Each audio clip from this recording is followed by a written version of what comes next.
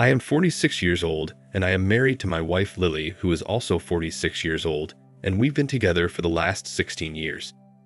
I am a corporate executive, and my wife is a housewife. She worked in a plant nursery, but after we got married, she decided to become a housewife. We have 2 daughters, 14 and 12 years old. Our family was happy until the truth about my wife's cheating was revealed. So last week was our friend Dan's birthday. He has been settled in another country for the past few years, so we called him via video at midnight to wish him well. After wishing him, all 4 of us, myself and my wife, along with Dan and his wife, were busy making small talk about work and life. He had no other plans for his birthday, so we decided to virtual socialize and relax a bit. His wife suggested that we could use Chromecast for WhatsApp video calls through the TV so we could relax and have a good time together. My friend's wife and Lily are also good friends, and we often hang out when they were in town. Anyway, Lily connected her phone to the TV since the remote TV control app was already installed and active on her phone. We grabbed some beers and appetizers and enjoyed the virtual feast. After a while, Lily got dizzy and dozed off on the couch while Dan and I continued to chat. His wife was asleep as well. After about 30 minutes, the call was interrupted due to internet fluctuations and my wife's WhatsApp screen appeared on the TV. I was about to call Dan back when I noticed about 15 unread messages from a man named Bridge of Life with a heart emoji. I was a bit surprised because it wasn't me. Curiosity got the best of me and I clicked on the avatar and discovered it was her childhood friend Max. I had met him a million times since we got married because my wife was close to him. They were neighbors and high school friends. She once told me that everyone around them, both in the neighborhood and at school, thought they were either dating or would eventually date each other. However, that didn't happen. According to her, she didn't see him as a romantic partner. Plus, Max had no interest in women. At this point, Max was lonely. It didn't bother me so much seeing my wife's lifeline because she told me that he wasn't interested in women. However, it was then that another message popped up from this chat room. "Baby, I miss you." This prompted me to delve deeper into the matter. I opened Max's chat room conversation and discovered that my wife had been texting him through her phone the whole time. Unfortunately for him, she had unexpectedly dozed off without kissing him goodnight, and so he blasted her WhatsApp. After getting a blue check mark on his messages went like this: "Why aren't you answering? Is everything okay? I can't sleep without your kiss goodnight. This can't be a conversation between good friends." By then, I was sure their relationship went beyond friendship. I scrolled through the chat room and found that they were texting almost every night. My goodness, what dark conversations they had. While my wife slept peacefully on the couch, I went over all the dirt she had endured with her lover friend. The chats occasionally flashed X-rated photos and nude pictures in between that gave me chills down my spine. I was in a daze, but I wanted to know everything that had happened between them. I didn't know how to take screenshots of these conversations on the TV, so I used my phone to snap images on the TV screen. After taking 6 pictures, I was done. I didn't care about collecting evidence. I wanted to know how and why. I wanted to scream out loud and vent my frustration, but I didn't know how to confront her. It was 3 a.m. and I was already under countless beers combined with several shots of whiskey. I barely had the energy to move or even think. I just kept scrolling through the chat room, seeing my failed marriage in front of me on the big screen. At that moment, everything seemed groundless. She shared every tiny detail with her lover, even the details of our intimate moments. In fact, after every private moment between us, she repeated the same with him to compensate for his feelings. I felt disgusted. I wanted to know when it all started, so I kept scrolling, but it seemed like an endless sea that gets deeper and deeper. By then, the messages from Max had stopped coming, and there was dead silence in the house. I felt haunted. I grabbed the pillow lying next to me to make sure I wasn't dreaming or hallucinating. I was still mindlessly flipping through the pages when Lily suddenly woke up from her nap. The sleepy head suddenly boiled when she saw her double life on the TV screen. She immediately snatched the remote from my hands and turned off the TV. She then pounced on her cell phone and unplugged it from the TV. I just continued to stare at her, stunned. I watched as she opened a WhatsApp chat, browsed through her lover's chat, and then closed the app with a deep sigh. That long sigh was a sign of surrender as she realized that I knew everything. She took my face with her hands and moved closer to me, saying, "Baby, I can explain. Please listen to me." I looked at her and replied, "Of course, you can explain." She was surprised by my response. She expected me to overreact and not listen to her. I was almost passing out, partly from the alcohol and mostly from unraveling the truth. I repeated, "Damn it, explain it." She couldn't find the words. I said, "You know what? Don't try. You know you're ducked up." Saying that, I limped and headed for the bedroom. She followed me. I turned to her and asked her to stay, simultaneously slamming the door in her face. I heard her knock a few times, but I soon passed out. The next morning, I woke up with a heavy head and had almost forgotten what had happened the previous night. I left the room to get a bottle of water because my throat was dry. When she saw me leave the room, she rushed to me. And with that sight came all the painful memories of last night. She tried to hug me, but I asked her to pull back. She pulled back with tears in her eyes and a puppy dog face. She told me that I had misunderstood. I ignored her and went to the fridge to get a water bottle. She kept nagging me that I was overreacting and he was just a friend, and that they never had any physical relationship, only in chat rooms. It was just healthy flirting. I wasn't ready for a confrontation yet, but her lame excuses flustered me and I yelled louder. "Really? Who in the world sends naked pictures to male friends? And what does this sexting mean? Wasn't he supposed to be interested in women? Then how the hell did he find interest in your intimate parts?" It was a Saturday morning, and thankfully my kids weren't home. They were with my parents this week to enjoy summer vacation.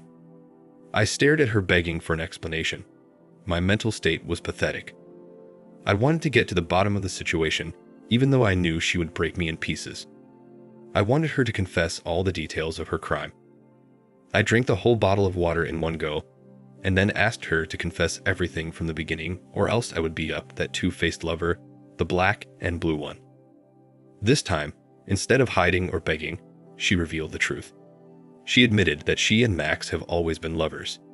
They had started a physical relationship in high school and had continued it ever since. However, Max was a lazy bum and bluntly told her that he couldn't afford to provide for her. To give a little context about Max, he dropped out of high school and never earned a penny on his own. His parents have purchased some decent properties in the suburbs, the rental income from which allows him to keep his expenses afloat.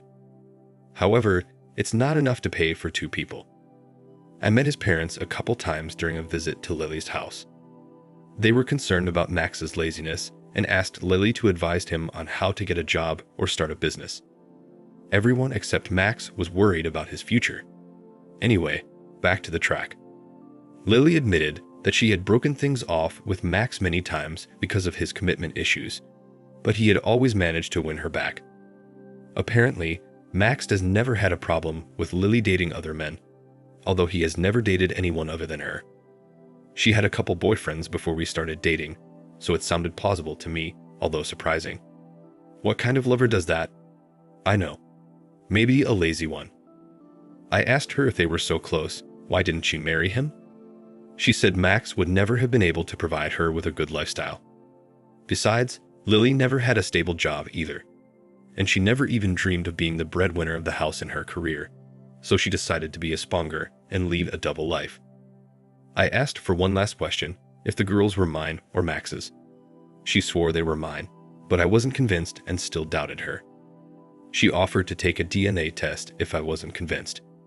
She said she couldn't risk having children with Max because she was afraid that if her truth was revealed and I abandoned the children, she was sure Max wouldn't be able to raise them even if he wanted to. I don't know if I should be relieved to know that at least the kids are mine. I asked her to leave the house or I would reveal her truth to everyone, even the girls. They may be young, but they are smart enough to realize the truth. She begged me not to tell our daughters, saying they would hate and disrespect her. I filled my water bottle, grabbed a few beers, went into my room and locked it. I sat in front of my laptop and stared at the screen for over an hour. I didn't know what to do next or who I should talk to. The truth was killing me from the inside out. I was suffocating. After emptying the bottles of beer, I left the room, grabbed my car keys, and drove to my relative's house, which was 40 minutes away. My mother-in-law answered the doorbell with a pleasant smile. but when she saw my red face, she realized something was wrong. She called my father-in-law, who ran out of the bedroom and sat me down. I was sweating and shaking with anxiety. I told them I didn't know the best way to confront it, telling them everything. As I revealed the horrible truth, my throat went dry and my body temperature spiked. In the middle of this conversation, we heard someone knocking on the door. It was Lily. She burst into the house and asked me to leave immediately. She said it was our own business and that we should deal with it rather than involve her parents. The next few hours were a series of emotional rage and confusion. I rebuked her for cheating on me for 16 years, while she brushed it off as a simple casual relationship that meant nothing to her. Gradually, she shifted the blame to me for manipulating her parents against her, and I defended myself. Relatives took my side and scolded her. I spent the entire weekend drinking, passing out on breaks, and filling my stomach with alcohol. The next day was Monday. I went to work feeling defeated and exhausted. At the office, I did a Google search for some divorce attorneys and made an appointment with one. Upon returning home, I found some of her things missing. I guess she came home while I was gone, packed up some things, and left. I didn't bother to check on her. She texted me, letting me know she was staying at a hotel to give me time to cool off. Did she really think the matter was so trivial that I could just move on? She also sent me messages asking for forgiveness and promising to end her relationship with her lover. That Tuesday, I met with an attorney and shared my concerns about my daughters. The lawyer advised me to tell my children gently about the breakup and not to get into details because they could be mentally traumatized. He also said that since my wife was unemployed and given the nature of her affair, I had a good chance of getting custody. That same day, my parents called Lily to get the kids out of the house. They were still unaware of the situation. She came home with the kids as I lay on the couch in exhaustion after a stressful meeting with the lawyer. I avoided talking in front of the kids and went to my room. When she came into the bedroom, I told her to tell the girls about her cheating. She started sobbing and begging me for forgiveness. She kept saying the girls would hate her for it. I think they should. She deserved to be hated. What else do you expect after 16 years of cheating on your family? The lawyer said it would take about a week to send Lily's divorce papers, so I had a week to settle things with both kids and parents. I told her I was divorcing her. She reacted like it was a big deal. She said the kids would be traumatized by the divorce. I wonder where her maternal feelings have been buried all these years. I stated that my decision was final and gave her an ultimatum within a week to confront the girls as she wished, or I would tell them the truth. I grabbed some pillows and dozed off on the couch in the bedroom. All that week, I left the house early in the morning and came in late at night. As the weekend approached, she wailed and cried all night, sometimes so hard that I woke up. I felt sorry for her, but how could she do this for so many years? What was she thinking that she would never get caught? She had many opportunities to cut off her lover, but she still continued with him. Our private conversations, my insecurities, my deep dark secrets, everything, she left open before her lover. How could I forget it all? Friday night, she told me that she had planned an outing to tell the girls the next day. I nodded. Saturday after breakfast, she told the kids that we had news for them. She said I was going to be transferred to another country, so I would be gone for a few years. I was stunned as my daughters looked at me. I sarcastically asked her in front of the girls, "That means I have to move out of the house, right?" She rolled her eyes, signed for me to shut up. She said, "Well, in that case, if the house is too big for the three of us, we can move to my parents' house and find a smaller place later." The girls were puzzled by this. They were young but not stupid not to understand the game she was trying to play. My youngest daughter said that none of what she was saying made sense, and my oldest asked us point blank, "Are you guys getting a divorce?" I looked sternly at Lily and urged her to tell the truth. She sighed and broke down. The girls looked at me for answers. I told them that they were right about our divorce. I explained to them that we no longer felt compatible with each other.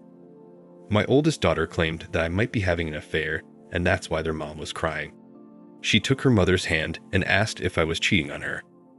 Instead of clarifying the situation, Lily just hugged her in anticipation. The girls looked at me with disgust. I had lost my mind over this manipulative woman. I was stunned to see her flip the table around me. I told my daughters how I found out and what their mother was doing, of course, filtering out the plus content. Lily yelled at me for recanting. She told me that I had given her the right to give the girls any explanation as to why I didn't support her when she told them about my transfer. The situation got out of hand, and I decided to put an end to Lily's manipulation. I called my parents and Lily's parents and asked them to come over as soon as possible. They both lived 40 minutes away, and within an hour, all four of them were at my house. That hour was a nightmare I will never forget in my life. My daughters were crying while hugging me and seeing this. Lily was struggling to comprehend her actions. She even went so far as to paint me as a liar and manipulated the girls against me. She only stopped when I told her that I had pictures of those conversations. My parents were shocked to see us in such a state. I recounted the incident briefly. Everyone despised Lily for such a disgusting act. She kept sobbing and begging for forgiveness. For a moment, I felt sorry for her. It pained me too to see her in such a state, but she bought it for herself. Instead of painting me as a villain in front of my daughters, she could have just told them that we had fallen out of love or something like that. But she wasn't ready to admit any guilt on herself, and now her ugly truth lay naked before the eyes of everyone, including her daughters. I made it clear that we were proceeding with the divorce and the girls would be with me. I asked her parents to take her away. Even the girls asked her to leave. My parents decided to stay for a few weeks and take care of us. It really was a difficult time for us, but we are glad we came on strong. I signed up for therapy for all three of us, and we are in a much better mental state now. My divorce proceedings are ongoing. Lily has demanded a share of my house, and I am contesting it because she doesn't deserve a penny. Surprisingly, she has not contested custody of the children, making it easy and obvious for us to understand her priorities. During the confrontation, and even afterward, Lily promised to cut all ties with her lover. However, after she moved in with her parents, she was caught visiting her lover's house. Her siblings caught her and humiliated her to the point where she eventually had to leave the house. Her parents humiliated Max for his actions and reported it to his parents. The last thing I know is that his parents refused all the rent he was getting on the property and asked him to make a living on his own while Lily works as a sales agent at the showroom. I don't think about her anymore. I focus on raising my daughters and giving them the best I can. Wish me luck. Thank you for watching. Like, comment, and subscribe if you enjoyed the video. Until next time, I'll see you again. Take care.